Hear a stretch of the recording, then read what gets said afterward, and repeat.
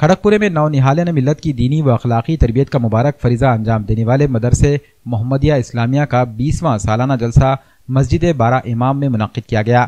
ادارہ دارالسلام کی زیر نگرانی چلنے والے اس مدرسے محمدیہ اسلامیہ کا سالانہ جلسہ عام مولانا سعد عبداللہ ندوی کی صدارت میں منعقد ہوا۔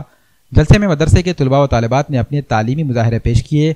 ان معصوم بچوں نے تلاوت قرآن، حمد، نعت، مکالمے، تقاریر، حدیث اور کلمات پیش کرتے ہوئے حاضرین سے داد و تحسین اور انعامات حاصل کیے۔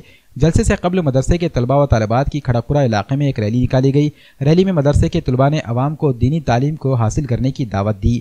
مدرسے سے اس سال 17 بچوں نے ناظرہ قرآن مکمل کیا ہے۔ جلسے میں مہمانان کے ہاتھوں طلباء و طالبات کو اسناد اور انعامات سے نوازا گیا۔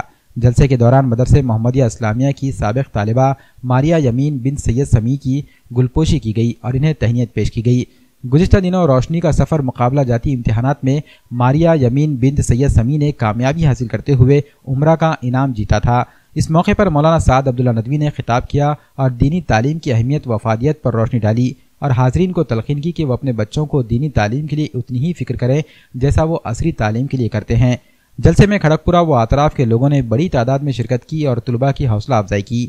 جلسے میں مہمانان خصوصی کے طور پر مفتی سلیمان رحمانی، مفتی رفیق قاسمی، قاری سید نواب، مسجد بارہ امام کے امام مولانا شیخ فرحان، مسجد کے صدر سید سعادت علی، سالم چاؤس اور شیخ تراب بھی موجود تھے۔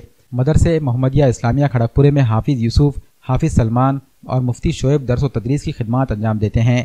جلسے کو کامیاب بنانے کے لیے کھڑگپورے کے سرگرم سماجی کارکنان و نوجوانان محلہ سید اطہر حسین، غلام دستگیر، عبدالرزاق، عبدالنعیم، حاجی بھائی، عبدالبشیر، سید عیسیٰ، رفیق مامو، الیاس بھائی و دیگر نے انتھک جدوجہد کی۔